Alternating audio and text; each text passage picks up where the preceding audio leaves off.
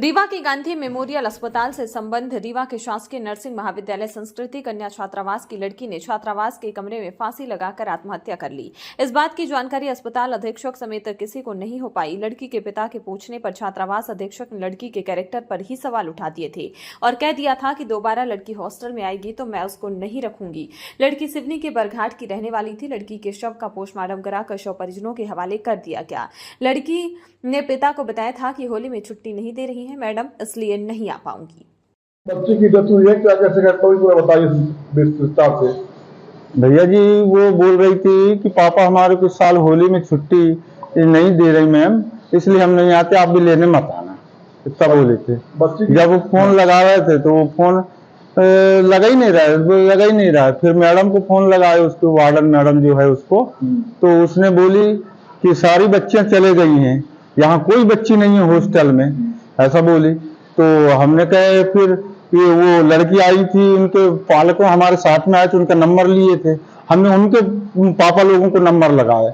उन्होंने बोले कि अरे यार हमारी बच्ची तो आ गई, आपकी बच्ची कैसे नहीं आई। फिर बच्ची से कहे कि हमने बेटे तुम हमसे बात कराओ, सरोज करके क्यों नहीं आई, तो मैं बाद में आ जाऊंगी कह रही थी अंकल जी कहे, और हम आ गए कहे और पता करने लगे सबको ऐसा हवा करके। फिर मैडम को फोन लगाया तो मैडम ने बोल दी कि हमारी बेटी नहीं आई, वो तुम्हारी बेटी सब हॉस्टल में एक भी लड़की नहीं, सब चले गई हैं, कहाँ गई है कहाँ नहीं है, और दोबारा आएगी तो हम रखेंगे भी नहीं ऐसी लड़की को, ऐसा बोल दी उनने। फिर हमने चुपचाप हो गए, मैडम ऐसा मत करना, हम ढूंढते हैं कहे। और उसके बाद में फिर दे ढूंढोल मचाए, फिर यहाँ फोन लगाए रिश्तेदारों को, दोस्त भाइयों को, सबको कहीं आई है क्या, नहीं आई। तो फिर हमने फिर मैडम को फिर फोन लगाए तो उन्होंने उठाई कि नहीं, 3 बार फोन लगाए, फोन ही नहीं उठाई। फिर हम थाने से बोल रहे हैं कह के मेरे को 6:30 बजे फोन आया, 6 से 7 बजे करीब, कि हम थाने से बोल रहे हैं तुम्हारे, हम खिड़की से देखे अंदर से दरवाजे बंद है, तुम्हारी बेटी सुसाइड करी है, वो सुसाइड केस है और आप आ जाइए। बच्ची क्या नाम है आपके? सरोज परते। क्या काम करती थी?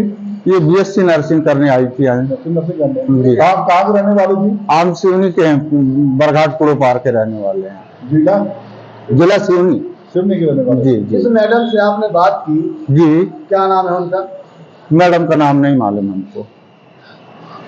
ये जानकारी कब हुई आपको कि बच्ची की डेथ हो गई है? कल शाम को जी। और घटना कब की है? 2-3 तारीख, 2-3 दिन हो गया था, वो तो बॉडी फूल गई है पूरी। अच्छा, आपका क्या नाम है? घूमरलाल परते। बच्ची कौन है आप? पापा मेरी बेटी है सरोज परते। कोई परेशानी थी, कोई बताई थी? नहीं, कोई परेशानी नहीं थी, श्रीमान अच्छा हंस के बोली थी, अब क्या बताएं, अब क्या कारण समझ में नहीं आया, कारण क्या समझ में नहीं आया, फांसी लगा ली थी। अब कारण समझ में नहीं आया? नहीं आया। पुलिस वगैरह आई थी? पुलिस आई थी ना, देखिए पंचनामा सब लिख के ले गए, हमारे भी दस्तखत। कोई परेशानी आपके बच्चे नहीं। मिली जानकारी के अनुसार लड़की सिवनी जिले के बरघाट की रहने वाली थी, यहां रहकर पढ़ाई कर रही थी। होली में लड़की के पिता ने पूछा था घर आओगी, तब उसने कहा था मैडम छुट्टी नहीं दे रही इसलिए नहीं आ पाऊंगी। लेकिन जब लड़की होली में घर नहीं पहुंची तब पिता ने छात्रावास अधीक्षक को फोन लगाया था। उन्होंने कहा था हॉस्टल में एक भी लड़की नहीं है, सब चली गई हैं, तुम्हारी लड़की घर नहीं पहुंची तो मैं क्या कर सकती हूँ। इस तरीके की लड़कियों को दोबारा हॉस्टल में आने पर मैं अपने पास नहीं रखूंगी। लड़की के पिता ने लड़की के तमाम दोस्तों को फोन लगाया, लेकिन उनको अपनी लड़की के बारे में कहीं से कोई जानकारी नहीं मिली थी। उसके बाद रीवा के पुलिस थाने में उनके पास जब फोन गया और उनको बताया गया कि आपकी लड़की ने फांसी लगाकर आत्महत्या कर ली है, आप आ जाओ, तब वह भागते हुए रीवा पहुंचे। हमने उनसे बात की।